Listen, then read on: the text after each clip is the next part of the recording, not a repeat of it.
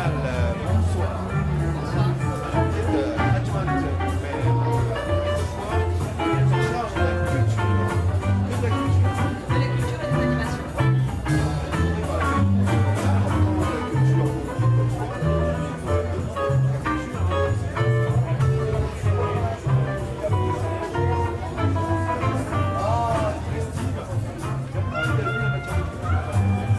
Alors, vous avez parlé de la situation, notamment en ayant en plus la responsabilité du bâtiment et en étant un soutien technique sur des gros événements comme Fort de Rue qui va avoir lieu au mois de décembre, le 15 décembre prochain.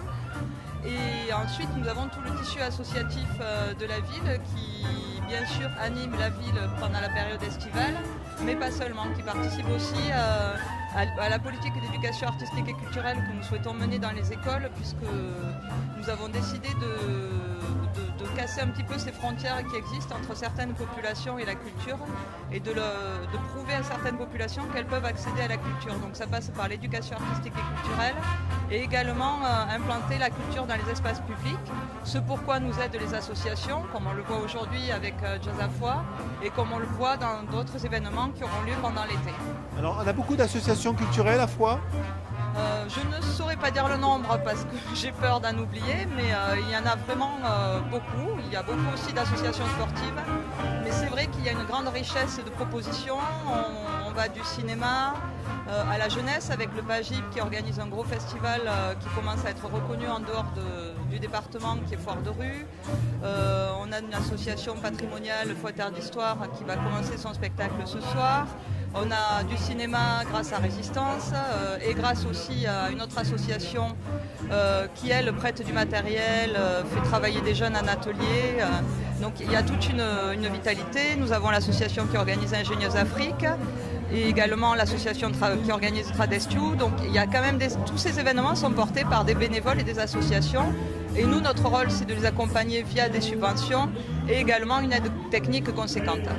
Alors vous aidez ces associations parce que effectivement il faut avoir une politique culturelle dans une ville, mais on voit que ça participe aussi au rayonnement de Foix à l'extérieur, bien entendu, parce qu'il y a des gens, même s'il y a beaucoup de Fuxéens ce soir, on sait que ce type d'événement, les fêtes, pas médiévales, mais comment vous appelez ça, là, qui a lieu en ce moment aussi, qui a démarré ce soir, je crois d'ailleurs, c'est ce soir, ça draine quand même des touristes et autres, donc c'est pour faire briller Foix.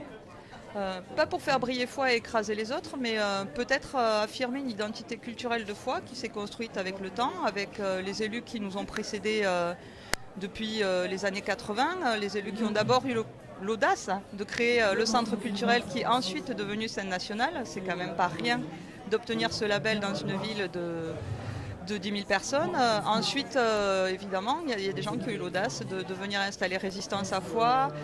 Et on s'est dit qu'à un moment donné, il fallait bien sûr accompagner ces projets et que Foix n'avait pas que son château, son image de ville de fonctionnaire et de préfecture, mais avait une vraie identité culturelle et qu'il fallait la soutenir d'abord et l'affirmer ensuite. Pas pour briller, mais pour s'affirmer comme telle. D'abord pour attirer aussi des populations qui ont ce besoin d'avoir un apport culturel important, mais aussi pour nos populations, parce qu'on sait que la culture est un vecteur d'émancipation. On est dans une période idéologique un peu compliquée et politique, et on est dans une époque où c'est pas forcément facile de vivre ensemble. Et la culture permet des moments de chaleur, des moments de partage. Est-ce que c'est pas compliqué face aux baisses budgétaires généralisées, on est attaqué dans toutes les collectivités, on le sait. Comment mener une politique et faire survivre cette aide aux associations dans un contexte budgétaire compliqué aujourd'hui? Alors il y a plusieurs volets à cette politique budgétaire dans le sens de la culture et dans la politique budgétaire municipale en règle générale au niveau de Foix. D'abord, nous avons eu la chance, en arrivant en 2014, de récupérer une situation financière extrêmement saine, avec une ville très peu endettée. Jean-Noël Fonder, le maire précédent, était très rigoureux dans la gestion des finances. Richard Saint-Sac, qui lui avait succédé, avait également eu cette rigueur, sans pour autant faire 2 fois une ville morte, et en gardant des projets ambitieux et en soutenant les projets qui le méritaient. Et ensuite, il faut être inventif et il faut apprendre à mutualiser et aller vers les autres. Donc, il y a bien sûr le volet communauté d'agglomération où on commence à transférer petit à petit des compétences. Alors au niveau de la culture, nous avons transféré... La musique. Voilà. Nous avons transféré l'enseignement musical, donc les écoles de musique qui ont fusionné, Foix et Vary.